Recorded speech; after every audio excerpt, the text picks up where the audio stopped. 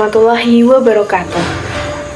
Anak-anakku sing tak tresnani, sepisanan ayo padha ngaturake puji syukur marang Gusti Allah Subhanahu wa taala. Amarga mung saka paring pangestu lan rahmate, awake dhewe isih diparingi kesehatan, kekuatan lan kesempatan kanggo ngumpul ing panggonan iki. Anak-anakku sing tak tresnani, ing urip saben dina kowe bakal ketemu karo macem-macem kahanan. Ana wektu kowe ana ing dhuwur, ana wektu uga ana ing ngisor. Mula saka kuwi, ibu pengen ngelingake siji pitutur penting, yaiku aja dumeh. Aja dumeh amarga kowe pinter, aja dumeh amarga kowe duwe jabatan, lan aja dumeh amarga kowe rumangsa luwih kuat utawa luwih unggul tinimbang wong liya. Sikap dumeh kuwi kerep gawe wong lali diri. Wong sing dumeh gampang ngomong sakarepe dhewe, gampang ngremehke wong liya lan ora mikir perasaane wong liya. Padahal tembung lan tumindak sing metu saka awake dhewe kuwi bisa dadi berkah, nanging uga bisa dadi sebab lara atine wong liya.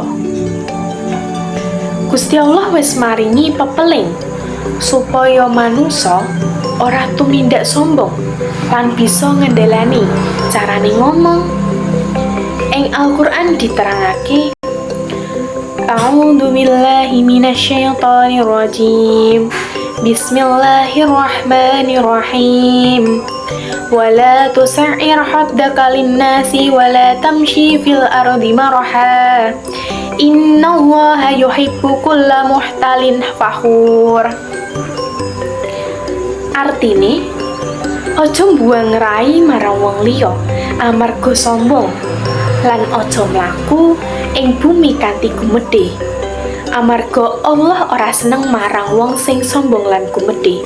Quran surah Luqman ayat 18. Saka ayat iki, cetha yen sikap sombong lan dumeh kuwi ora disenengi dening Gusti Allah.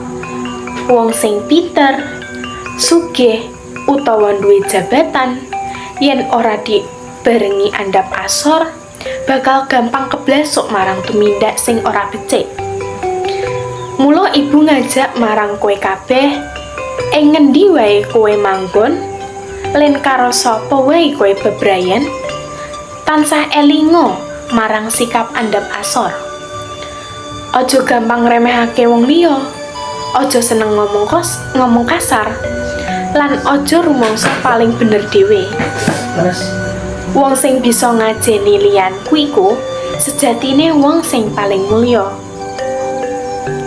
Pungkasan, ibu mung bisa ndongaake, muga-muga kowe kabeh dadi bocah sing pinter nanging ora dumeh, dadi wong sing sukses nanging tetep andhap asor, lan bisa migunani kanggo agama, bangsa lan wong tuwa.